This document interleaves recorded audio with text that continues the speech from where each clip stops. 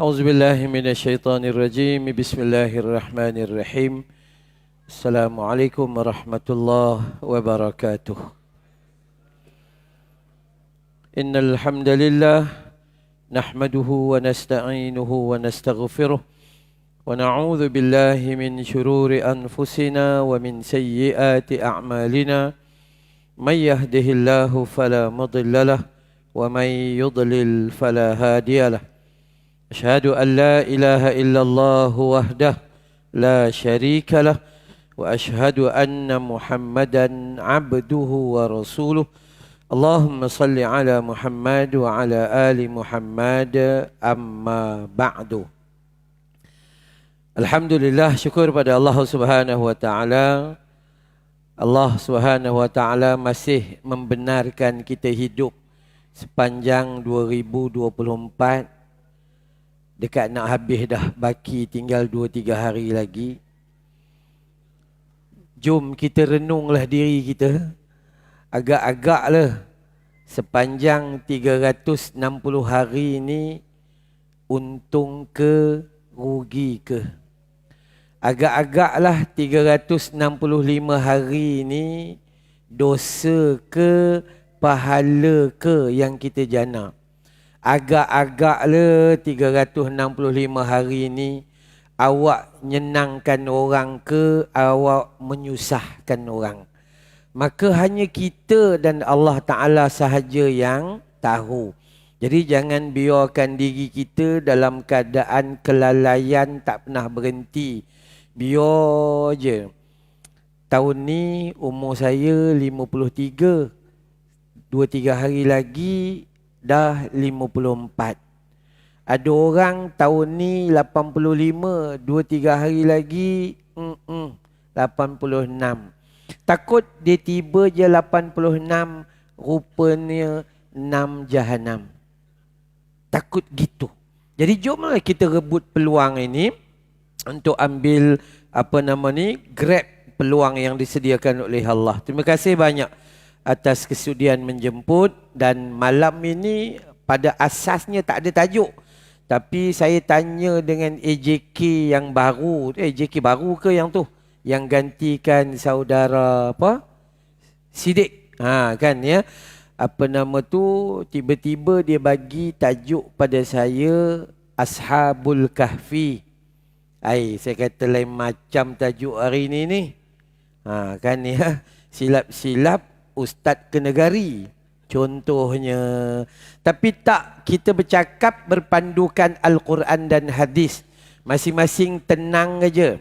Sama ada awak penyokong sebelah kanan atau awak penyokong sebelah kiri, tolong neutralkan otak dan perasaan kita agar dapat cerna ilmu berpandukan kepada Al-Quran dan as-sunnah Nabi. Bukan emosi yang memandu ilmu kita, tapi ilmu yang memandu emosi dan akal kita. InsyaAllah semua akan jadi elok. Baik. Permulaan rujukan kita berhubung dengan konflik Ashabul Kahfi. Ya, Ashabul Kahfi ni, kalau siapa yang belum tahu, rupanya ada yang tak tahu rupanya. Dia tak ada WhatsApp. Okey, contoh. Ashabul Kahfi adalah apabila Perdana Menteri yang ke-10 Datuk Seri Anwar Ibrahim mengeluarkan ungkapan kata-kata yang berhubung dengan Ashabul Kahfi dan relate Ashabul Kahfi itu dengan kalimah Bible dan Kristian. Begitu, ya, begitu. Maka berlakulah persoalan di dalam ceramah kita. Kan ya, di dalam ceramah kita ada orang tanya, ustaz ini, ustaz itu, ulama ini, ulama itu. Maka terjadilah satu konflik kenegaraan sekarang ni. Konflik kenegaraan dan mencetuskan benda yang tak berapa elok sesama umat Islam. Dah memang umat Islam kat Malaysia pun tinggal saki-baki tu je. Yang ada tu pun garut, kencing manis, darah tinggi. Tu pun nak bergaduh sama sendiri. Itulah merapunya manusia. Baik, mula-mula dulu kita rujuk di dalam surah Yusuf pada surah yang ke-12 pada ayat yang ke-11. Bukan surah Al-Kahfi dulu, surah Yusuf dulu. Ya, cuba tuan-tuan ada handphone, cuba cek tak betul tak dalam surah Yusuf pada ayat surah ke-12 pada ayat 111. Cuba cek tengok. Saya sama-sama kita ceknya. Kadang-kadang maklumlah kita manusia ni.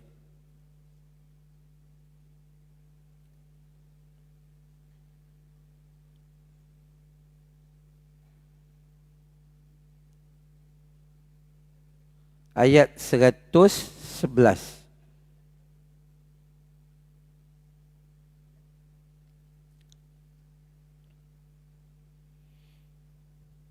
Okey. Dalam surah Yusuf, surah ke-12, ayat penghujung itulah. Ayat penghujung tu, okey. Dalam ayat penghujung itulah, dalam ayat penghujung tu, kalau kita betul-betul melihat kepada tafsir atau direct lah, Allah Subhanahu wa taala mendatangkan beberapa kalimah, iaitu demi sesungguhnya pada kisah-kisah mereka itu. Sama ada kisah-kisah itu datang daripada para anbiya dan para rasul, atau manusia-manusia yang Allah kisahkan di dalam Al-Quranul Karim, maka qisasihim ibrah. Maka kisah yang berlaku itu dia boleh menghadirkan ibrah, iaitu pengajaran liulil albab, bagi orang yang mempunyai akal. Jadi bila datang ayat Quran yang cerita tentang mereka ini cerita tentang Nabi Lut dengan kaumnya, cerita tentang Nabi Saleh, cerita tentang dua beranak yang diceritakan dalam Al-Quran, cerita tentang Ashabul Kahfi, maka Allah tak bagi benda tu sia-sia. Tapi Allah nak kita itu ambil ibrah dan pengajaran di dalamnya. Kita tak nak kisah Ashabul Kahfi menjadi satu percakaran di antara sesama umat Islam. Tapi kita bila ada timbul masalah, cari titik pertemuan, bukan titik kebencian antara satu sama lain. Apa seronok sangat benci dengan orang, contohnya lah. Macamlah kita ni tak pernah salah, contoh begitu. Maka hati-hati. Saya selalu berfikir berpandukan kepada Al-Quran dan As-Sunnah. Ini rujukannya. Bila jadi kisah-kisah sebegini, ambil pengajaran. Orang yang ambil pengajaran ini disebut dalam ni ulil albab. Orang yang ada akal. Ada otak tapi tak ada akal pun tak boleh pakai juga. Tapi dia ada akal, maka insya-Allah dia boleh mengambil pengajaran. Tuan-tuan dan puan-puan, surah Al-Kahfi adalah surah yang ke-18 dalam Al-Quranul Karim. Surah yang dianjurkan kita baca pada malam Jumaat dan hari Jumaat. Man qara'a suratul kahfi lailatal jum'ah au yaumal jum'ah adha'a lahu minan nur bainal jum'atain.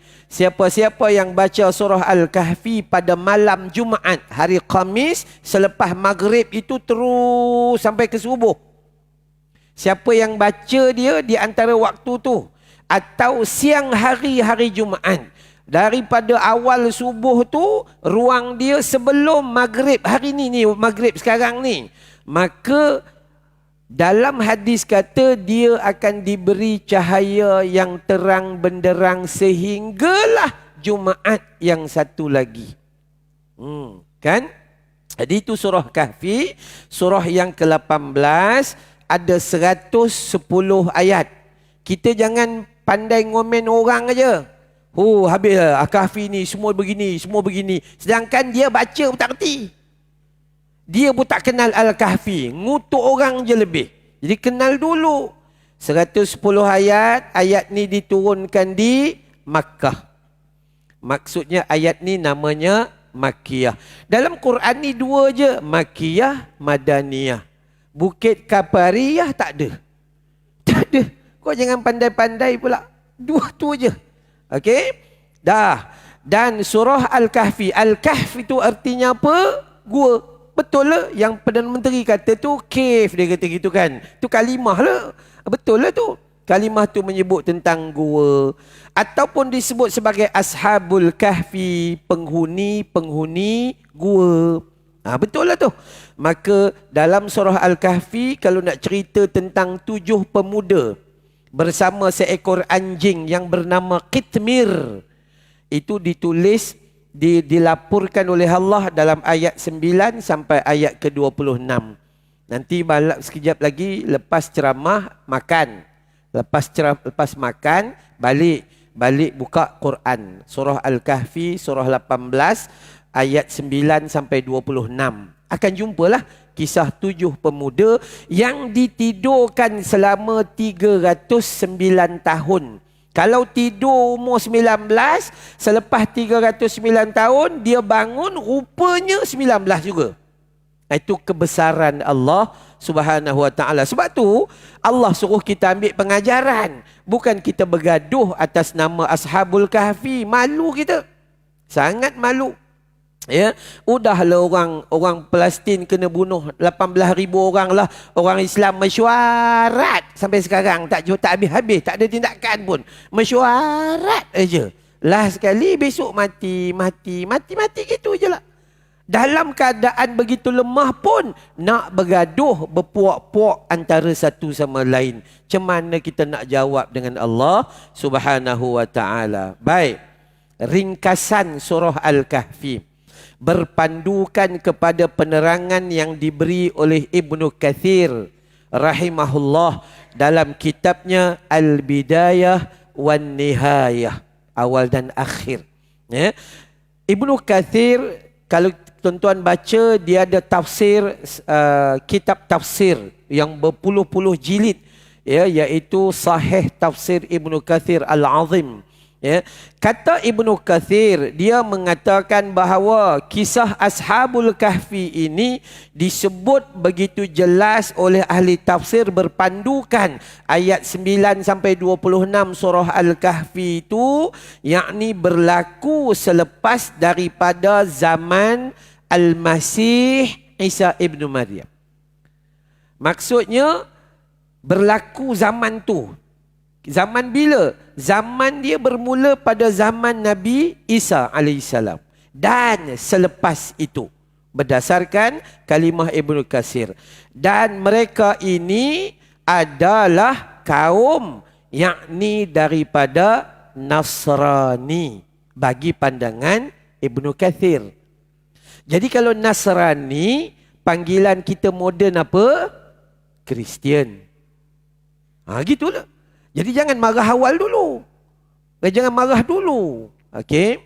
Cuma sebagai rakyat di Malaysia, seorang pemimpin besar, dia tak sepatutnya mengungkapkan kalimah tu kerana kita kat Malaysia bukannya cerdik-cerdik. Itu aja. Jadi bila kita dengar Kristian, habis. Tapi kalau orang ada ilmu, dia takkan hentam begitu aja. Tengoklah teks dulu. Sebab tu kalau kita belajar dalam ilmu usul fiqh, ada satu kaedah, apa yang kamu dengar, apa yang kamu lihat, bukan apa yang kamu faham. Kita nampak seorang lelaki tengah berbual dengan seorang perempuan di tepi jalan. Kita kata apalah perempuan. Itu orang kampung kita tu. Sembang dengan jantan tah boyfriend. Bukan lelaki dia baru mati ke? Contoh gitu. Sedangkan orang lelaki tu tahan dia tepi jalan. Tanya mana jalan nak pergi masjid Bukit Kapar 2. Contohnya. Jadi apa yang kita lihat belum tentu apa yang kita faham. Apa yang kita dengar belum tentu apa yang kita faham. Tabayun terlebih dahulu. Tambah kami penceramah-penceramah bila ditanya oleh para jemaah dan pertanyaan itu pertanyaan yang boleh merobek silaturrahim, harus dibalas atau dijawab dalam keadaan sakinah dan kedamaian. Tak boleh kita jawab, puak tu memang puak-puak isi neraka. Tak boleh. Nantilah dulu. Jangan bangun membangga diri, suka menerakakan orang. Jangan. Apa awak ahli syurga seorang ke? Jangan bangun membanggakan diri, menyesatkan semua orang. Awak seorang ke yang betul? Tak boleh. Itu ilmiah. Siapa yang belajar ilmu luas, dia takut untuk mengatakan orang. Sebab ungkapan itu akan dipersoal di hadapan Allah Subhanahu wa ta'ala. Jadi Ibnu Katsir kata bahawa mereka itu adalah Nasrani. Mereka itu adalah musyrikin. Pada zaman itu musyrik. Apa maksud musyrik? Syirik kepada Allah Subhanahu wa ta'ala. Dan mereka ketika itu menyembah berhala. Dan daripada ahli tafsir cerita, zaman tu mereka berada di bawah seorang kelolaan raja yang bernama Daqyanus. Raja ada zaman tu yang namanya Daqyanus. Dan kemudian ada satu pesta atau perkumpulan rakyat pada waktu itu. Di kalangan-kalangan mereka itu berkumpul, lalu mereka sujud pada berhala. Tapi ada anak-anak pembesar dan sebahagiannya mengatakan bahawa anak-anak raja yang lain, anak-anak pemimpin dan exco kerajaan yang cerdik-cerdik ni, mereka tak nak. Ini macam bukan yang dulu-dulu yang Nabi Isa bawa tu. Dia bercanggah. Ya, dia bercanggah. Maka sebab itu, kata Ibnu Katsir, mereka itu melarikan diri kerana hati mereka suci atas tauhid yang satu itu. Mereka diam di dalam gua dan mereka dilenakan oleh Allah dalam keadaan tak dengar apa-apa.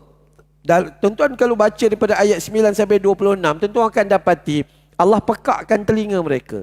Sebab kita tidur, kita pasang alam. Boleh jaga. Alam bunyi kita jaga. Maksudnya yang tidur mata kita, tapi telinga kita tak tidur. Tapi yang 7 orang ni dengan anjing-anjing sekali ditidurkan itu bukan hanya mata tapi telinga sekali. Kau datanglah apa pun tak dengar. Sampailah 309 tahun. Itu berdasarkan tafsir Ibnu Katsir. Jadi kalau kita tengok di sini, maka adalah kisah. Ada kata kisah 3 orang, ada kisah 4 orang, ada kisah 5 orang. Tapi kebanyakan ulama bersepakat mengatakan Ashabul Kahfi itu 7 orang bersama seekor anjing yang bernama Qitmir. Sebab tu kalau kita belajar pula bab anjing, ni kita orang Melayu marah betul dengan anjing. Anjing pun risau, apa salah aku? Kalau kita buat jahat je dikaitkan dengan anjing. Menganjing. Anjing tak mengatakan orang. Tapi kita tu, nampak anjing 100 meter, kita tunduk pegang ketul batu. Anjing geleng kepala, apalah nak jadi manusia? Kami yang pernah belajar di Pakistan, tuan-tuan pergi di Pakistan. Di Pakistan, anjing menjadi binatang peliharaan, dibawa untuk jaga kebau, jaga lembu, jaga kambing dan sebagainya. Ada perbezaan pandangan berhubung dengan perkara tersebut. So jangan marah sangat dengan anjing. Jangan marah sebab dia binatang dan dia adalah binatang yang jaga keselamatan 7 Ashabul Kahfi. Itu yang kedua. So ini kaedah yang kita harus faham dulu. Pertama, Allah suruh ambil iktibar dengan sejarah Ashabul Kahfi. Yang kedua, faham dulu surah Al-Kahfi itu apa benda. Yang Nabi suruh dah 1400 tahun tak baca-baca. Nak baca Yasin juga kita. Walaupun Nabi kata baca Al-Kahfi hari Jumaat. Tak nak juga. Bacalah Yasin hari Isnin, hari Rabu, hari Khamis. Boleh, tak ada masalah. Hari Jumaat, khaskan seperti mana yang Nabi ajar tu. Dan ringkasan Al-Kahfi dikata macam tu. Tuan-tuan dengar ya. Kata Ibnu Katsir dalam Al-Bidayah wan Nihayah, mereka itu adalah Nasara, Nasrani. Jadi Nasrani itu Kristian lah. Kan? Perbezaan Kristian sekarang, Kristian dulu, nanti dulu. Tapi nak bagi tahu. Sebab itu jangan terkejut. Sebab ada maklumat yang menceritakan sedemikian. Jadi kalau kita nak salahkan pemimpin mengeluarkan bahasa itu 100%, tak boleh juga. Dan kita pun tak sokong dia bercakap begitu. Sebab rakyat yang ada ni tak faham. Jadi kalau dia nak bercakap dengan bahasa yang sebegitu, dia kena terus beri penerangan. Kami yang jadi penceramah pula bila ditanya oleh para jemaah, yang pertanyaan itu akan memporak-perandakan lagi perpecahan. So kami kena cerdik menjawab, jangan jadi bahan api dengan minyak bertembung. Jadi terbakarlah lagi.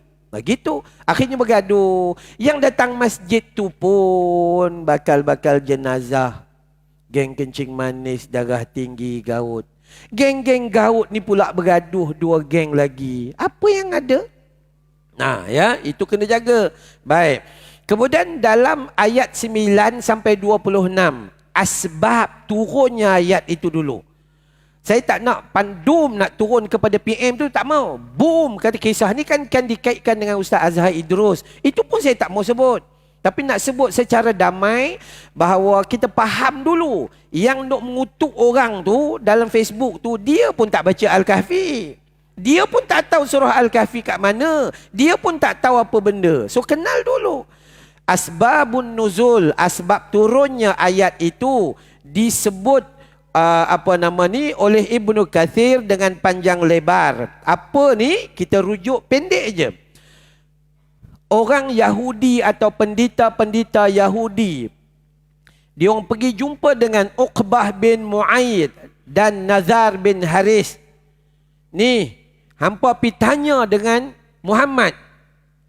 Orang pendeta-pendeta Yahudi di zaman Nabi SAW.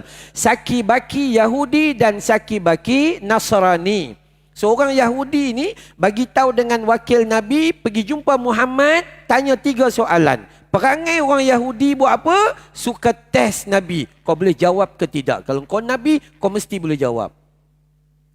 Persoalan pertama, mereka tanya, tolong jawab pada kami cerita tentang pemuda-pemuda masa lampau yang duduk dalam gua, Ashabul Kahfi. Sedangkan masa tu ayat tu tak turun lagi. Nabi pun tak tahu.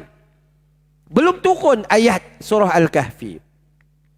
Persoalan kedua, lelaki yang sampai daripada timur ke barat, Zulkarnain.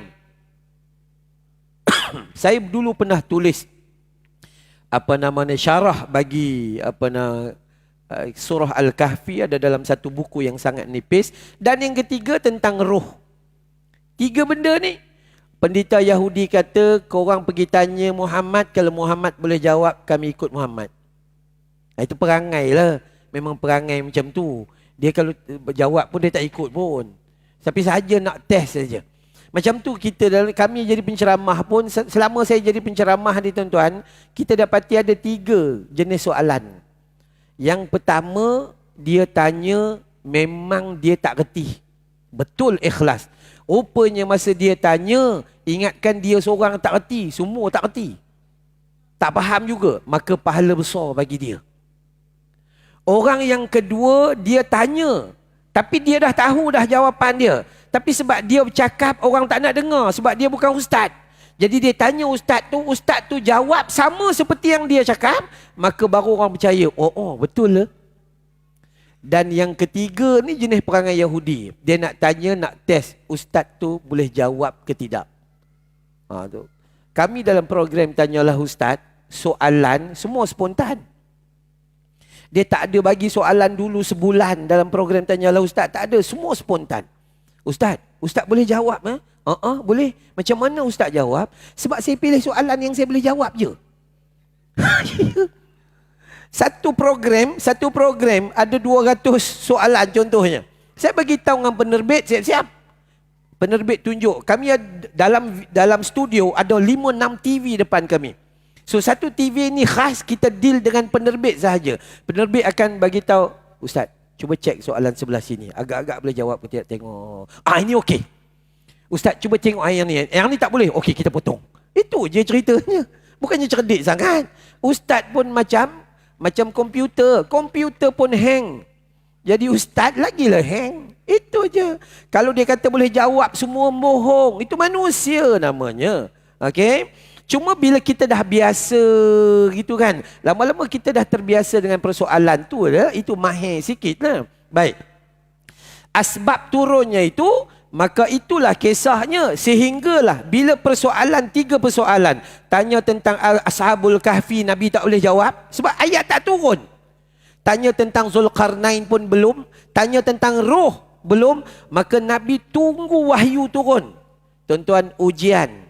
Allah nak uji dengan Nabi 15 hari wahyu tak turun. Jadi Nabi jadi macam gelisah nak jawab tu kan.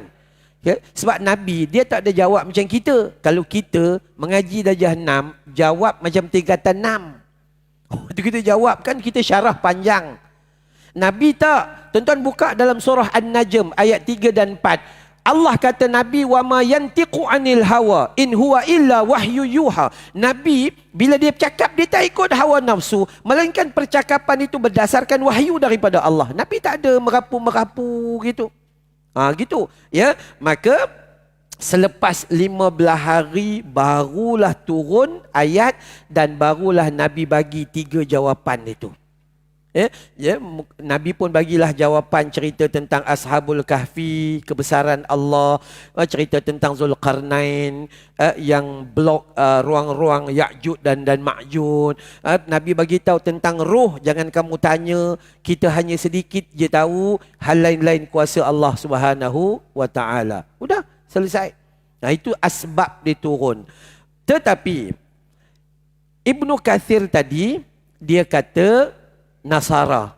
Jadi bahasa mudahnya Kristian.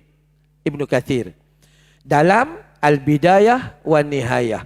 Tapi kalau kita tengok pula Imam At-Tabari.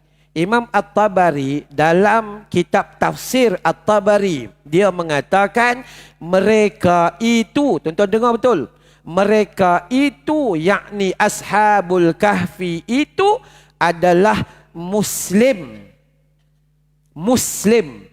yang mengikut agamanya Isa alaihissalam. Okey. Kalau kita tengok dekat sini, maka kita jumpa dalam tafsir At-Tabari, boleh tengok dekat Jami' Al-Bayan an Ta'wil Al-Quran, kita akan jumpa. Jadi nampak ada pertembungan pandangan. Seorang kata Nasara, seorang kata dia Muslim. Okay.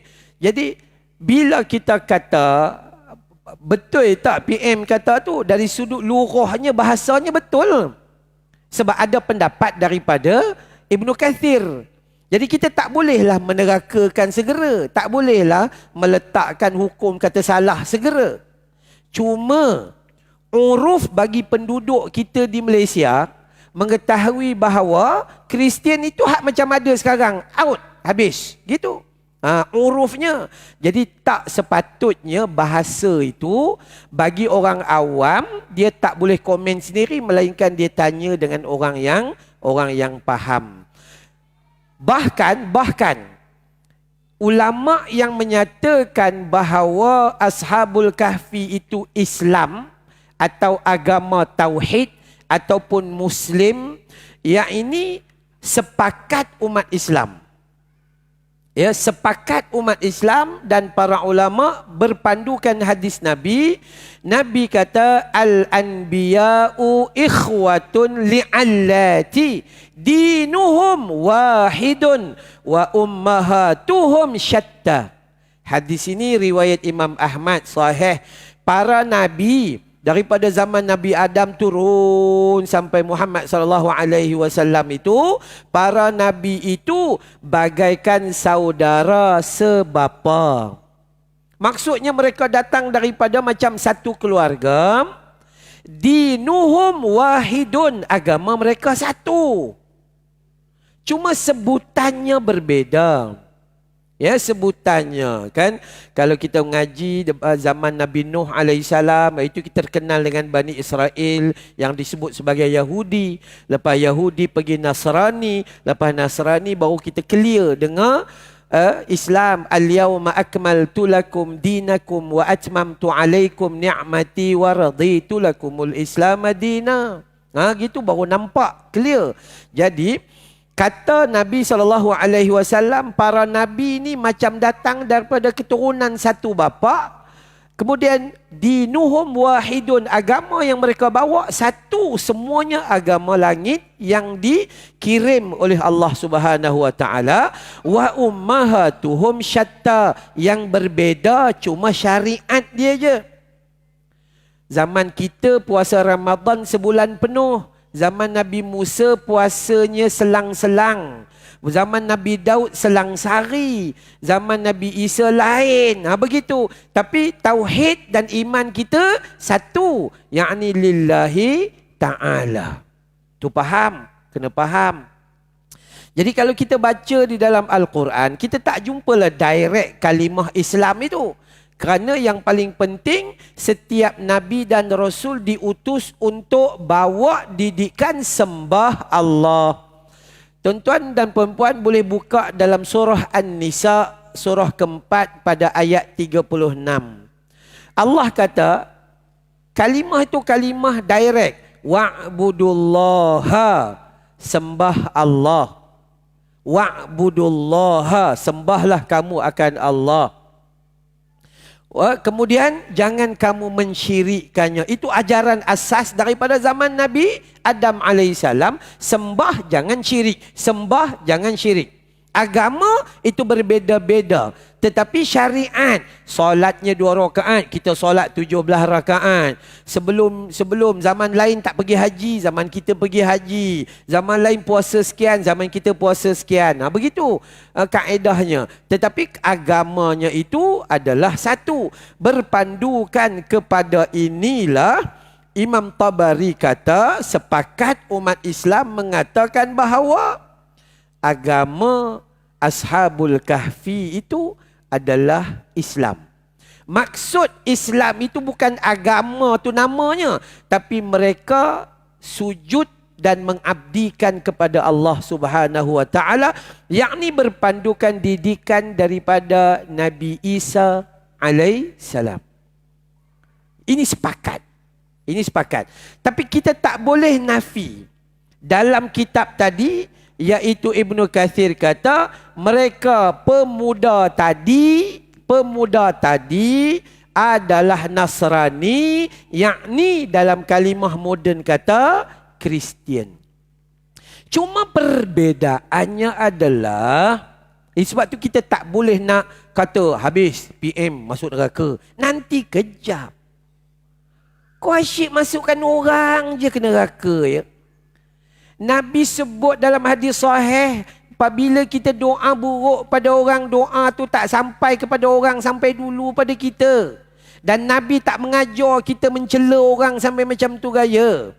Ya, patutnya kita sesama Islam ni doa supaya kita jumpa dalam syurga, bukan biarkan orang masuk ke neraka. Tak boleh benci membenci. Ya, ini memang tak boleh. Maka Ibnu Katsir dia kata pemuda-pemuda tadi itu adalah Nasara. Cuma tak samalah. Mungkin Perdana Menteri kata Kristian yang dimaksudkan adalah di zaman Nabi Musa alaihissalam, zaman Nabi Isa alaihissalam. Dan kita pula dengar, sebab kita tak baca surah Al-Kahfi, kita tak baca buku dan kita tak faham, kita kata Kristian zaman ni. Jadi konteksnya itu tak kena. Isi kandungan yang diperdebatkan tu tak kena. Jadi kami bila terima soalan, maka kami kena cek satu-satu sebelum jadi fitnah kepada perpecahan ummah. Saya sedih atas perpecahan ummah pada hari ini. Orang Melayu yang ada tu pun tak cukup kuat dah. Nasib baiklah negara Palestin tu Allah bagi pada orang Arab Palestin. Kalau dia bagi pada orang Melayu lah, dah lama dah. 1948 Israel masuk, 49 clear habis semua dah. Tu kenapa? Sebab orang Melayu tu. Jadi faham, kita kena belajar ilmu. Ya, dan tolong cari titik persamaan bukan titik perpecahan. Kalaulah tiba-tiba ada 10 benda kita bergaduh, cari satu. Ada benda tak kita boleh bersilaturahim, kalimah kita masih sama. La ilaha illallah Muhammadar Rasulullah. Jangan abaikan yang itu. Tuan-tuan tengok hari ni nak harapkan orang Arab, tak ada harapan lah. Kan ya, orang Islam berpecah-pecah, habis semua berpecah belah. Dalam keadaan 18,000 umat Palestin mati, kita sempat menonton program Gegar Veganza. Tu dalam keadaan bilion dan trilion harta orang kampung di Palestin selesai. Kita ni Allah kambing golek, 3-4 ekor golek. Selera pula tu makan. Tu jadi hati-hatilah, jom kita belajar sikit di hujung tahun agar bawa semangat. Semangat apa di awal tahun baru ni? Semangat untuk bersilaturahim. Kalaulah kita ni agak-agak berbeza ideologi, tenang-tenang aja. Awak nak daftar jadi ahli parti mana, daftar je, itu awak. Awak nak sokong siapa, sokong aja. Tapi jangan putus silaturahim. Hadis sahih, orang yang memutuskan silaturahim tak ada tempat dalam syurga Allah Subhanahu wa taala. Maka jangan cari poin nak bergaduh, tapi cari ruang nak bersatu. Apa jadi pun, cari ruang nak bersatu. Baik. Apa persoalannya? Azan. Azan, sila-sila.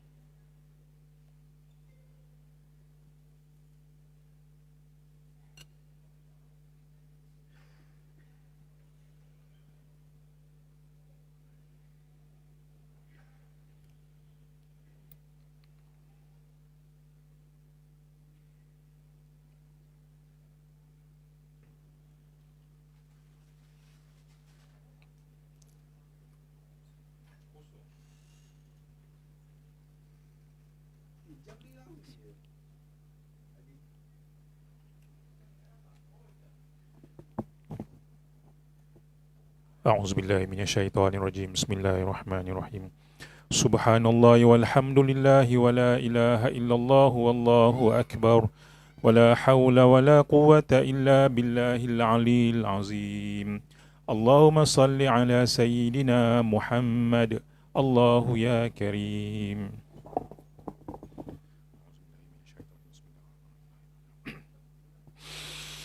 الله أكبر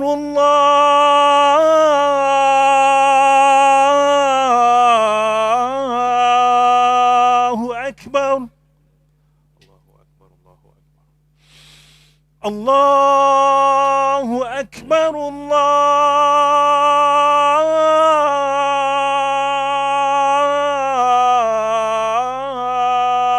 الله أكبر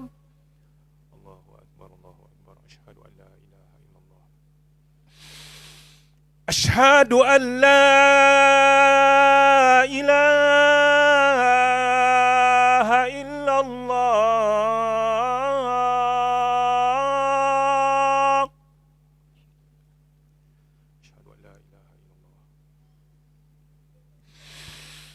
أشهد أن لا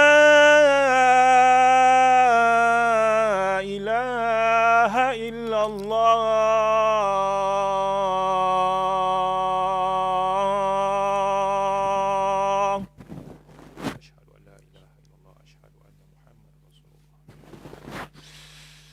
أشهد أن محمد رسول الله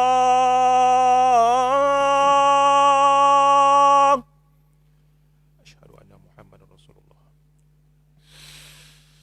أشهد أن محمد رسول الله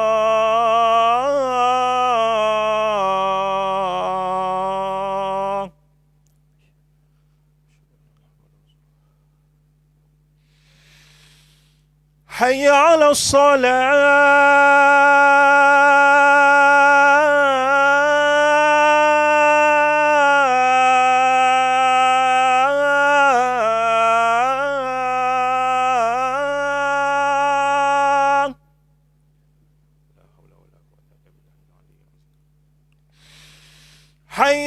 الصلاة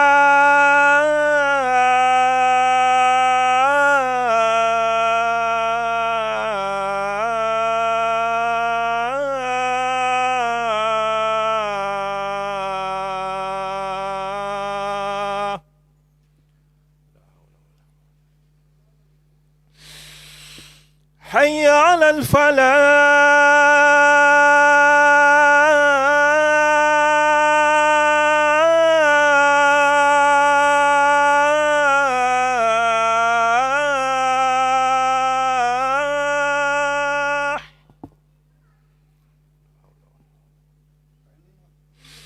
حي على الفلاح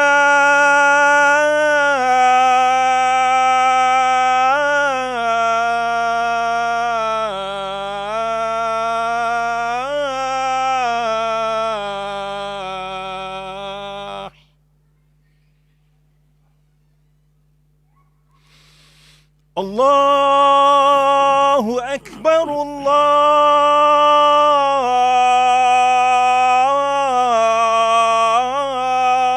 الله أكبر Allah. لا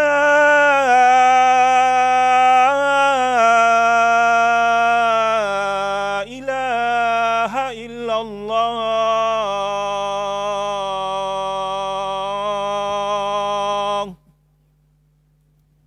La ilaha illallah. Wassalam. Innaka la tuh. Baik, kita sambung sikit lagi.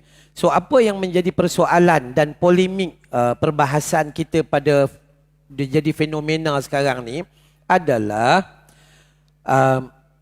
kedudukan Nasrani Kristian pada zaman itu dengan kedudukan Kristian pada zaman ini.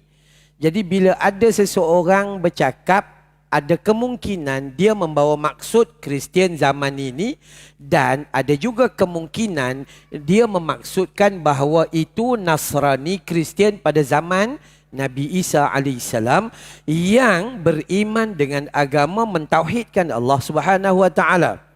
Maka kita jangan cepat menjatuhkan hukum. Ya, jangan cepat. Dalam segala macam hal jangan segera menjatuhkan hukum kerana Nabi mengajar pada kita tentang kasih sayang.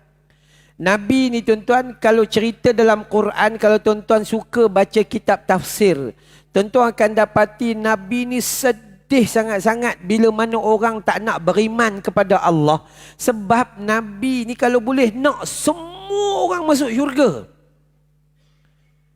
Ni kita pula mulut, habis puak-puak ni confirm neraka. Ingat neraka tu mak bapak dia yang punya. Ni bahaya. Kebencian dalam hidup kita ni besar sangat. Kalau kita beriman, kita nak semua orang masuk syurga. Ya Allah, sedihnya aku tak boleh dakwah dengan dia. Yang tahu mengutuk aja. Doa pun tidak. Maka di situ. Sebab tu kalau tanya saya suka belajar berdasarkan kepada ilmiah. Ilmu, bukan perasaan.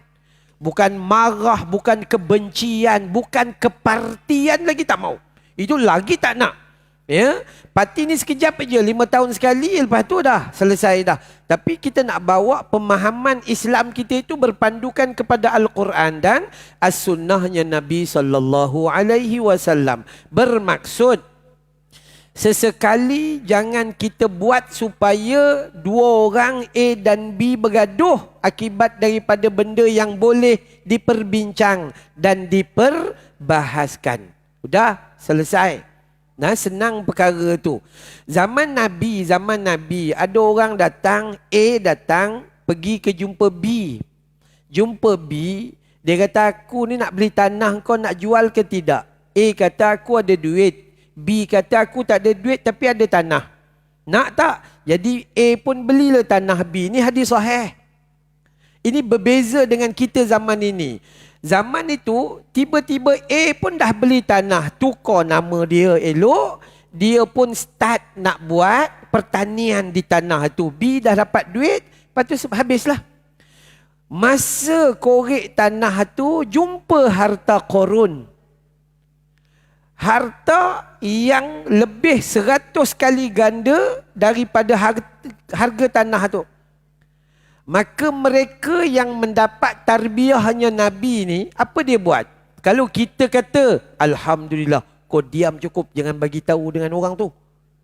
Tu kan, tuan tanah lama kau jangan bagi tahu. Ini kita rembat semua untuk kita je. Kita kan dah beli. Itu tak, zaman Nabi tak. Orang yang baru beli ni, dia pergi panggil pula tuan tanah lama tu datang tengok. Allah, mas rupanya. Tuan tanah lama pula tu kata, tak lah, ni bukan getah aku. Kalau kita kata, cancel, tak jadi jual. Tu kan, kalau kita lah, dia tak, ni bukan tanah aku. Jadi bawa jumpa Nabi SAW. Macam mana? Nabi tidak merugikan kedua-duanya. Apa Nabi kata? Ada anak lelaki, ada anak perempuan. Anak dara seorang, anak teruna seorang. Jadi buat apa? Anak diorang menikah, dua-dua mewarisi harta tu. Udah selesai. Dia tak payah gaduh. Ini kau tidak ke gaduh? Ini reta aku. Kan ni begitu begini, begitu begini. Bab reta ni, tambah-tambah bergaduh bab curi reta ni, orang Melayu cukup cerdik. Termasuklah Jawa. Termasuklah Banjar. Curi reta orang, curi tanah orang ni cukup cerdik. Oi, panggil juru ukur ni setahun sampai 12 kali ukur. Tak kena, tak kena, tak kena, tak kena, tak kena, tak kena. Dia nak kira letak batu tu mesti dia nak lebih. Ada seorang jumpa saya ingat 12-13 tahun lepas. Dia kata, Ustaz, saya ni gini Ustaz, sebenarnya saya tak puas hati dengan orang sebelah. Di mana saya panggil juru ukur lah. Panggil juru ukur, panggil juru ukur, panggil juru ukur. Lepas tu dia kata, juru ukur semua kira betul mengikut sukatan awal. Juru ukur semua yang ambil yang private dah, yang swasta pun ikut yang awal juga. Tak ada perubahan. Akhirnya saya ni bayar dengan satu juru ukur lain. Juru ukur mana tak tahulah yang ambil rasuah tu. Kan? Maka dia pun ubah. Tapi Alhamdulillah sahabat kita ni, dia berubah. Dia nak bertaubat dan dia tanya dengan saya, Ustaz, macam mana nak buat? Saya kata kena kembalikan balik. Ish, malu Ustaz. Jangan malu di akhirat. Malu di dunia sekejap aja. Jadi macam mana? Saya cerita dengan dia dalam hadis riwayat Imam Muslim. Ini pertelingkahan. Jiran, dua orang, jiran. Tanah pun berjiran juga. Seorang lelaki namanya Sa'id ibnu Zaid. Sa'id ibnu Zaid orang yang keenam dicop oleh Nabi ahli syurga bulat-bulat. Termasuk yang 10 orang. Sa'id ibnu Zaid. Rumah sebelah, tanah sebelah itu Arwa. Nama dia Arwa. Perempuan. Jahat perempuan rupanya. Tapi bukan perempuan bukit kapal lah. Tapi jahat perempuan. Dia pergi jumpa dengan ketua kampung. Bagi tahu ketua kampung, Sa'id ambil batasan tanah dia lebih. Letak batu tanda tu lebih. Dia kata Sa'id ni bohong. Sa'id curi. Maka perkara ni dibawa kepada timbang cara ataupun perbahasan di dalam kampung lah. Mahkamah kampung. Dan last dalam riwayat Imam Muslim itu mendapati bahawa Sa'id ibnu Zaid tidak bersalah. Dan didapati Arwah sengaja memalu dan mengaibkan ahli syurga ni. Dan dia nak ambil tanah Sa'id. Cerita tak habis kat situ, Sa'id angkat tangan selepas selesai perbicaraan. Ya Allah, ya Tuhanku, andai benar si arwah ini ingin memalu dan mengaibkan aku doa kepadamu ya Allah, butakanlah matanya dan matikanlah dia di dalam tanah yang dia tuduh aku curi. Jadi sungguh. Hadis riwayat Imam Muslim. Jadi kalau adalah kita ni yang memang kaki curi tanah. Contoh, tadi taklah kan geng masjid. Hanya datang masjid ni pun boleh tahan curi. Sungguh. Kan ya, dia habis semua. Dia jadi abang sulung yang sepatutnya faraidkan harta segera pada adik-beradiknya. 17 tahun tak faraid. Atas tanah tu, kelapa sawit, dia makan tiap-tiap kali selama 17 tahun. Esok kena bakar dalam api neraka, tak tahu nak cakap apa. Jadi kita ni, kalau jadi abang-abang yang pegang harta, segera serahkan harta tu kepada yang empunya diri. Ustaz, kalau serah kat diorang jual, biarlah tu harta dia. Dia nak jual ke dia nak bagi ke orang, ikut suka yang awak sibuk. Kenapa? Tu. Ya. Tuan-tuan, saya bertemu dengan satu kes 7 beradik, harta dia sangat besar, tanah di atas bukit tu. Yang tu satu dulu. Yang lain tu banyak lagi, kita tengok yang satu. Dan tanah tu pula tu, bila ayah meninggal, turun pada abang sulung. Abang sulung ada 7 beradik, termasuk ada yang perempuan. Tanah tu tidak diserah kepada adik-beradik. Tanah tu dibuat perjanjian MOU dengan satu jabatan, satu agensi. Dan disewakan tanah tu kepada agensi tersebut. Tuan-tuan tahu selama berapa lama? 18 tahun. Dan sewa tanah tu adalah 48,000 sebulan. Sehinggalah dia mati. Adik-beradik pergi tuntut, bini dia dengan anak dia kata, tak, ni tanah abah kami. Hoi, jenuh kita. Jadi hati-hatilah. Kita tak nak jadi macam ni lah. Tak nak jadi apa? Ada sifat kebencian. Jadi siapa pun dalam Malaysia ke, dalam negara mana pun dalam dunia ni, kalau kita tak suka sekali pun dengan dia, kita jangan kata, Ustaz, saya meluat betul lah dengan dia. Kau jangan rasa kau je meluat. Dia tu meluat ke awak lah lama dah. Cuma tak bagi tahu je. Ingat perangai awak tu elok sangat. Saya ni benci lah Ustaz. Dia 10 kali benci ke awak. Cuma malas nak bagi tahu je. Jadi sabar-sabarlah. Ini orang Melayu selalu kata, kalau sayangkan orang jangan terlampau sayang pula. Nanti jatuh benci. Kalau benci ke orang pun jangan melampau sangat. Jadi hati-hati ketika meletakkan. Jangan mudah membodohkan orang. Jangan mudah menerakakan orang. Jangan mudah menyesatkan orang. Jangan mudah membatalkan amalan orang. Selagi itu tidak ada dalam Al-Quran dan tidak ada dalam hadis baginda Nabi SAW, maka kalau kita tengok pada penghujungnya bahawa ada pengekalan di mana Nasrani, Kristian zaman dulu dengan Kristian di zaman sekarang ada diguna pakai kalimah dan bahasa itu. Cuma dah tak sama lah, dah tak sama. Tapi jangan kita cepat jatuh hukum bila mana orang menyebut sedemikian, kerana Nasrani di zaman Nabi Isa itu mereka mentauhidkan Allah Subhanahu Wa Taala juga. Ya, jadi hati-hati. Cuma penggunaan kalimah itu kalau guna Kristian pada zaman ni macam tak berapa kena lah. Tak berapa kena sebab kita ni tak faham ilmu-ilmu ulama salaf. Tapi nak kata tak kena langsung pun tak boleh sebab dibicarakan oleh ulama salaf. Ibnu Kathir membicarakan sedemikian. Jadi kalau kita baca di dalam penerangan yang dibuat oleh Jabatan Mufti Wilayah terutamanya lah, dia pun kata begitu juga. Jangan tentang Ashabul Kahfi ni adalah ada perbezaan pandangan. Ada pandangan begini, ada perbicaraan begini, ada pendapat begini dan sebagainya.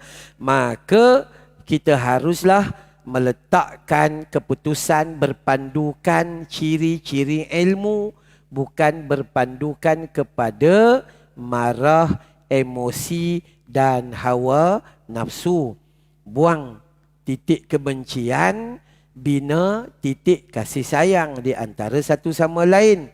Kita takut kita marah dengan jiran kita, esok mati, rupanya dialah yang keluar belanja nanam mengkebumikan kita. Kita marah dengan itu, dengan ini dan sebagainya. Contohlah kita marah dengan YB, marah betul kita. Sebab dia bukan tim kita lah contohnya. Rupanya anak kita masuk belajar tu, YB sign dapat bantuan daripada beasiswa yang tak diberitahu sebab YB sign secara berkelompok, contohnya begitu. Jadi kita duk anggap tak baik je. Asal tak sama dengan kita, semua tak betul. Salah sebenarnya. Semua salah. Ya, yang betul, siapa-siapa berpegang kepada Al-Quran dan As-Sunnah, maka insya-Allah dia akan beroleh redha Allah Subhanahu wa taala. Wallahu a'lam. Insya-Allah. Ada lebih kurang 200-300 orang dalam Facebook ni. Di sini pun ada 400-500 orang. Kalau sini ramai. Baik, kalau ada soalan, 1-2 soalan silakan sebelum saya tutup.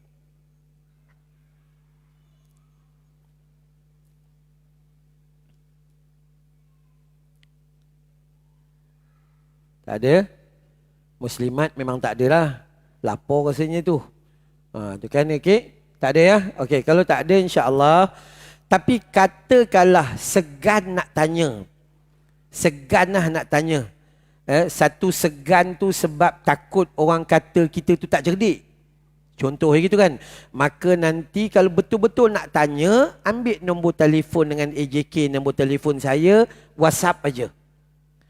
Yang tak betul adalah bila kita dibuka soalan, kita tak nak tanya.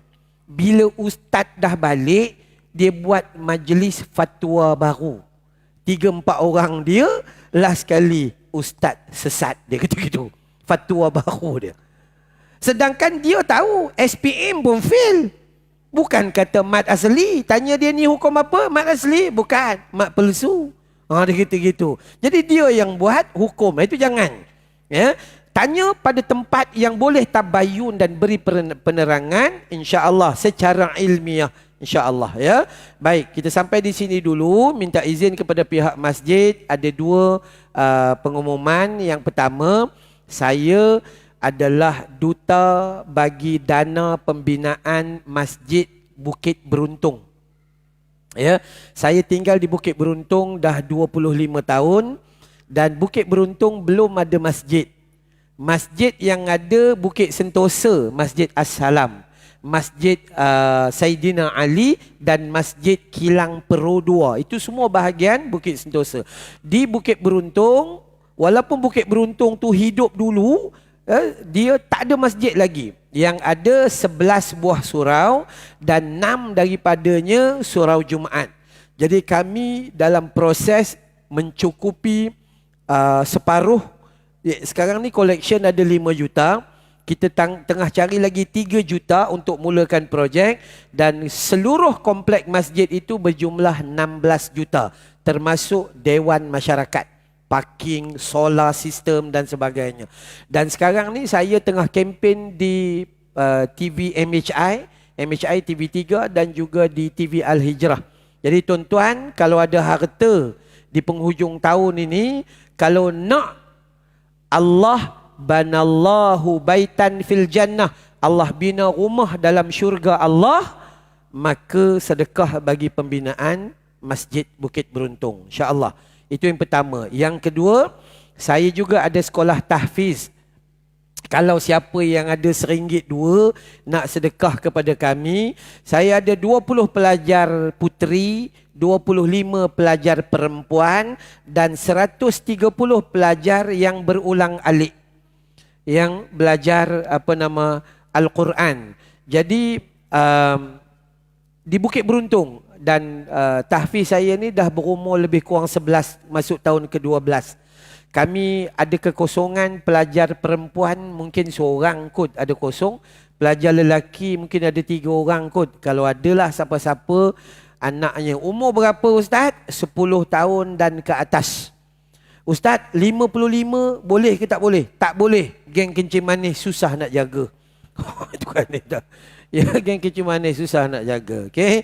Jadi anak-anak maksimum 19 tahun lah kita kata gitu ya, insya-Allah. Jadi siapa-siapa yang nakkan nak derma boleh jumpa saya pada malam ini. Jumpa isteri saya di belakang. Isteri saya, kalau saya pakai baju warna biru, isteri saya pun akan pakai jubah warna biru. Saya sedondon sepanjang tahun. Dia pakai purdah. Kalau tengok pakai purdah, itu isteri saya, Ustazah Nur Alia Izzati. Itu isteri pertama selepas kewafatan isteri pertama. Takut Ustaz nampak muda, 28 tahun saja nak bagi tahu. Tu kan ya. Jadi siapa-siapa yang bini mati, jangan tunggu kahwin. Kahwin. Kalau bini dah mati, apa nak tunggu lagi? Awak bukan ada iddah 4 bulan 10 hari. Saya bulan 3 dia meninggal, bulan 5 terus. Celo bete, celo karte. Udah. Tapi tengoklah laku ke tidak. Kalau awak tak laku, nak buat macam mana? Itu insyaAllah. Baik. Moga-moga Allah bagi kurnia kebaikan. Cuma saya beritahu pihak masjid, saya tak bawa tabung, terpulang pada pihak masjid lah. Kalau nak bentang sejadah ke, nak apa gitu gini ke. Dan saya akan share maklumat masjid dengan tahfiz dalam kita panggil dalam grup, dalam WhatsApp AJK tadi tu. Kalau yang memang nak derma 1 juta ke kan, mana tahu. Tu kan ya. Jadi dia boleh derma melalui situ. Wallahu a'lam. Bismillahirrahmanirrahim. Alhamdulillahi rabbil alamin. Wassalatu wassalamu ala sayyidil mursalin wa ala alihi wa sahbihi ajma'in. Ya Allah, ya Rahman, ya Tuhan kami, ampuni dosa kami ya Allah. Dosa ayah dan ibu kami ya Allah. Dosa pasangan hidup kami ya Allah. Dosa anak-anak dan seluruh ahli keluarga kami ya Allah. Ampuni dosa teman-teman sepengajian kami ya Allah. Umat muslimin wal muslimat yang hidup maupun telah meninggal dunia ya Allah. Ya Allah, bantu kami dalam kami mengingatimu ya Allah. Bantu kami dalam kami bersyukur padamu ya Allah. Bantu kami dalam kami memperbaiki amal ibadah terhadapmu ya Allah. Ya Allah, bantu kami dalam kami mendamaikan hubungan silaturrahim antara kami ya Allah. Bantu kami dalam menghindari perpecahan antara kami ya Allah. Ya Allah, ampuni mereka yang bersedekah di malam ini ya Allah. Jadikan sedekah mereka penghubung jalan ke syurga-Mu ya Allah. Jadikan sedekah mereka itu benteng dari panas api neraka-Mu ya Allah. Ya Allah, sebagaimana Kau himpun kami dalam taman syurga ini ya Allah, himpunkan kami nanti dalam jannatul firdaus-Mu ya Allah. Wa sallallahu ala Muhammad wa ala alihi wa sahbihi wa baraka wa sallam. Walhamdulillahi rabbil alamin. Satu lagi, minta maaf kepada AJK. Saya tak dapat turut serta makan bersama AJK.